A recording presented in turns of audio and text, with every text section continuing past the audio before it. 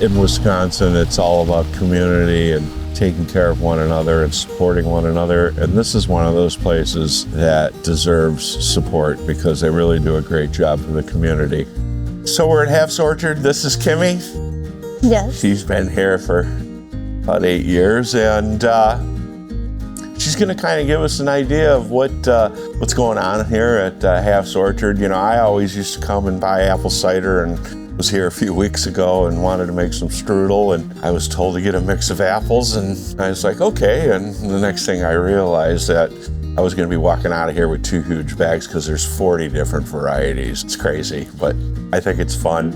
It makes it really interesting, and it'll take weeks to go through that many apples and figure out which one you like, but I think that's kind of a fun project. So, Kimmy, why don't you tell us how long you've been here and what do you do here at the farm or the orchard? Yes, yeah.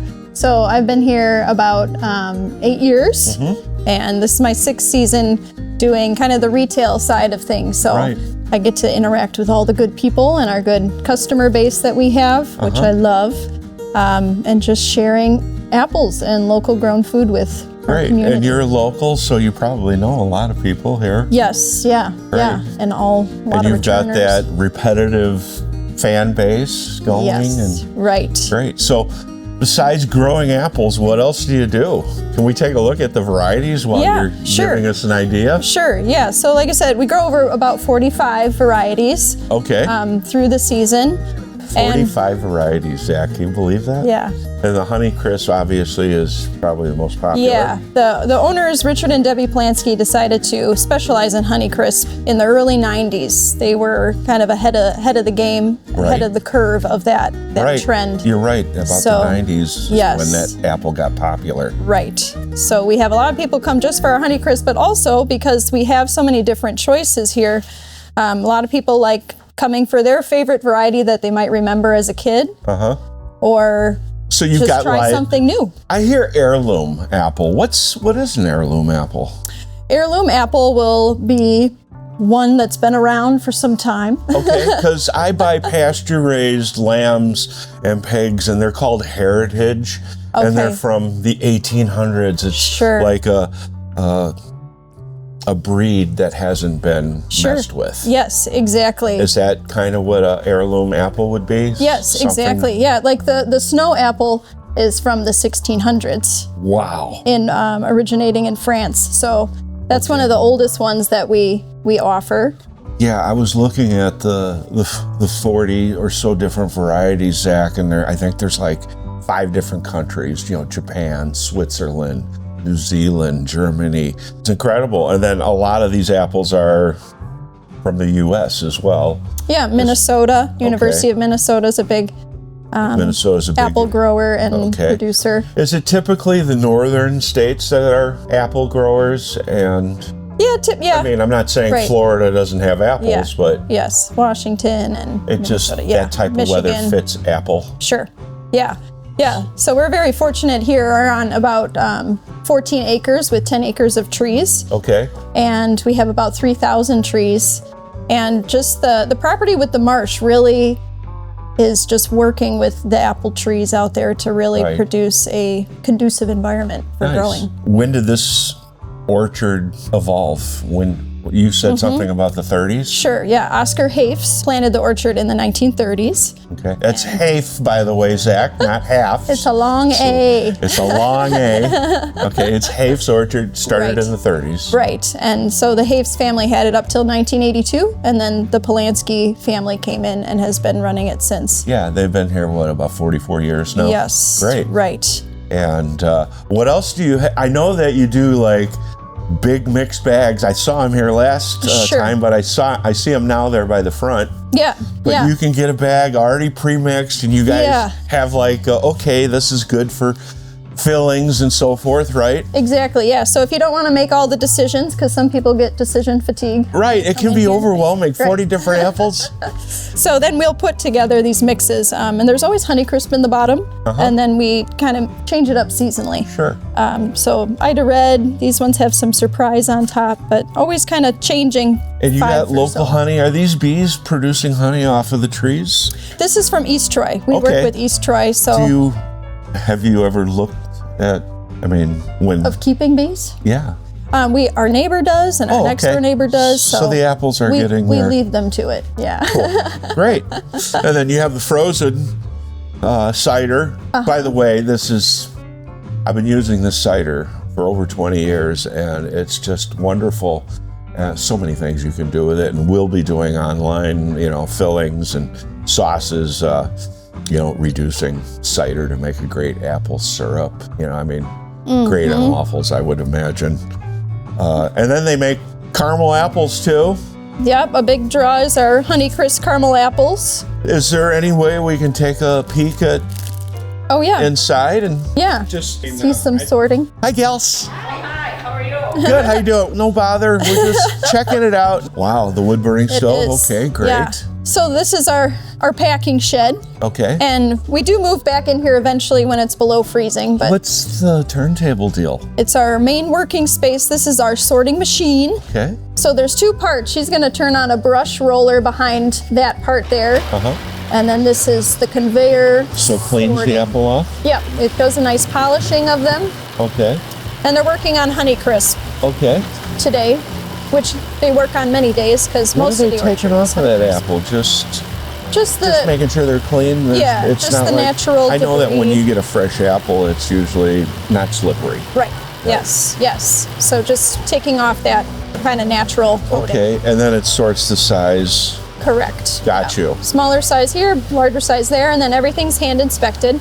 Nice. Everything's also hand picked out there. Right. And then you have seconds, of course, that don't look as perfect, but are still great eating apples. Exactly. Yep. Great. Do you have like an expiration date when you say, okay, now we're going to be making cider with these apples? Yeah, usually we have apples until February, sometimes March, in the cooler. Last year we had people going into this side cooler door and still getting their apples in March, and they were thrilled. I heard, and I'm glad I'm here to ask, I've heard that some corporations freeze apples and then use them later to sell in the stores. Sure. Does the apple freeze well like that? It probably changes the texture like it would meat or anything. Yeah. We don't do that here, so I can't speak to the freezing process. Okay, just curious if that was something that was common. Yeah, but cold storage, they really last, especially those late season varieties. Where do you make juice? We actually take it to Brighton Wood Orchards to be pressed. And they probably have They have a big real expensive cider equipment. room. Yeah, we have a small one, and they used to press here back in the day. Outsourcing some things are helpful. Yes. Even in the cooking business. Right. All right, great. Nice. Do you have any idea how many apples you guys process a year? Is it like 20,000 pounds or something? The pounds, I'm sure I could figure out, but it is about, I think it's 3,500 bushels. 3,500 bushels. And there's 40 pounds in a bushel. 40 pounds a bushel. That's what we harvested. So you're looking at over 100,000 pounds of apples a season. There you go. And Good you math. guys sell here and to people who are doing stuff with the apples, and great. Yes. And what are all these? This is Honeycrisp. Honeycrisp. We're getting down to just sorting Honeycrisp because everything else has gone through. Well, we'd love to go out to the orchard and see if you still have some of those trees from the 30s. Yes, absolutely. All right. Yeah, we can show you the really cool section of that. Zach, we're going to the fields. Tree count is about 3,000. Okay. Well, we picked a nice day to do this. It's in the mid 40s. It's November. Yeah. How long will you guys be picking apples off the tree? Once the frost comes, is it pretty much over? Yeah, picking usually ends at the end of October. Okay. So it ended a little bit earlier this year, maybe second to last week of October. So the apples are all picked? They're all picked, except you might find, like this, a straggler. A stray apple? A stray apple, which would probably be really sweet and lovely. This is a Honeycrisp. Okay. And you can see the leaves are still on the trees too. Can I pick it? Yeah. Now, is there a right way to pick? Do you hold the stem when you pick the apple, or do you just pull the branch until it lets go? There's a little bit of a cup and scoop. Okay. But each apple has its own tendencies. So like late harvest grapes, they get sweeter on the vine. Sure. Is it sweet? Mm-hmm. Yeah. All right. We'll head over here to some of the big trees, big old trees. So yeah, we were done picking end of October, but we stay open until Christmas. And usually do a self-serve into the new year. Right. So, you know, it's that hometown honor system. Yes. And that's what we're used to here in Wisconsin because we're nice people. That's right. Yeah. And we love supporting our local businesses and, you know, it's community. Yes, it is. And there's nothing more comforting than baking an apple pie at home. That's right. Yeah. You know, people ask me all the time, I go, you know, when you cook for your family, you should try to pick something that's going to make the whole house smell great. And, right. You know, making a pie, you're using your hands and you're using quality ingredients. And then you put it in the oven and you've got this wonderful thing that makes the house smell great. And, yeah. And, you know, everybody likes a little piece of dessert and so many options that you can do with pie. Right. All the different crusts and streusels and fillings. Exactly. So this is an area where we have some of those original trees. I took you to this feature piece. This is a golden russet. So this tree has been here since the 30s. Correct. And what apple does this tree produce? This is a golden russet. Oh, the golden russets? Yep. Is that the one you told me was one of your favorites? Yes. Yes. Okay. The little potato one. This is one of my favorite apples, the golden russet. It's like a smaller apple. Yeah. It's green, but it has kind of like a brown skin on it. Right. Yeah. And I don't think there's any stragglers on this tree, but yeah, as you can see, we support the branches. You prune these trees so it's easy to pick them, harvest, right? Yeah. Pruning happens in the winter. So at some point, you cut the tops off so then the branches start growing out. Right. Yeah. Okay. Yeah. Wow. It's amazing that this tree has been here almost 100 years. Zach. Yes. Yes. And still producing fruit today. Yeah, all the old ones still produce. Nice. So. Well, you know, there's a lot of love and care and passion that go into this, you know, like anything, it's not free to keep an orchard like this. Right. You know, growing apples. Yes. Healthy apples. Yes. That's great. And I see that you got like a little Quonset over here. What's that area? That little hoop house? Yeah. That's storage for for bushel apples bins. on standby? Yeah, no apples in there. Oh, okay. But just the crates and bins for storage. So if you had to say one thing about this orchard to everybody, what comes to mind first? I would say it's a friendly family. It's easy to come here and enjoy it. Yeah, I think just very simple. They, we say we're a no frills orchard, no hay rides, no corn mazes. Right. So I'd say it's also just about the people. You guys are the apple experts in Walworth County. Yeah. Excellent. Are there any other orchards like this in close proximity? Are you one of half a dozen, or are you unique to southern Wisconsin? Yeah, I mean, Brightonwood Orchards is in Burlington. Okay. Apple Barn in Elkhorn. And there is a little orchard called Munster Orchard. Okay. Just up the way. So there are some tucked around, but our location near Lake Geneva. Well, anybody producing 100,000 pounds of apples a year has got to be doing something right. And we really appreciate you showing us around today. And we're going to make some apple strudel with your apples, and we're going to do a couple other recipes. And, I'm really interested in trying the apple cider vinegar that you make, because I use a lot of that in my Greek cooking, because my mother always liked apple cider vinegar because of the health benefits of it. Yeah, absolutely. Now, this apple cider here, I would imagine, has the mother in it. It does. See, so you'll see the bits in there. Hold it up.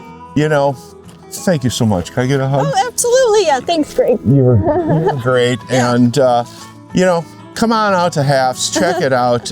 You're really going to be amazed. And do you let your customers stroll in the orchard and check it out? We do, yeah. We're not a pick your own orchard, but we highly recommend and encourage walks through the orchard. Yeah, I mean, what a great day to spend with the kids, just kind of walking around. And you probably got at least a half-hour walk in there at least. Absolutely. You said, 10 acres? Yeah. Or 11 acres is usable? Sure. 14, but you're using 2/3 of it? Great. Exactly, so. Well, thanks again. Have a great week, and I'll be seeing you. Yeah. It's an heirloom. That's from the 1930s tree. This happens to be Kimmy's favorite apple, and I think we need to get a small bag. You know, I don't know, folks, how I'm gonna figure out which ones, but I figured 6 at a time, so there'll be seven testing weeks. So I left you some. She was getting nervous. Don't take them all. But yeah, when I walked in here, I looked, I was like, then the back wall then came, and then it went that way. I was like, oh my God. Okay. It's incredible. I'm so embarrassed too that I didn't know this for all these years. So shame on me, because I was always so laser focused on that cider. All right, I've been using their product for 20 years plus. A lot of love and passion goes into this orchard, and it's been in the family for 45 years. And before that, it started in the 30s. So there's some history here as well. Zach, should we get some caramel apples? Zach is newly married and his wife is expecting. Aw, so congrats. Maybe she has a caramel apple thing going. Yeah.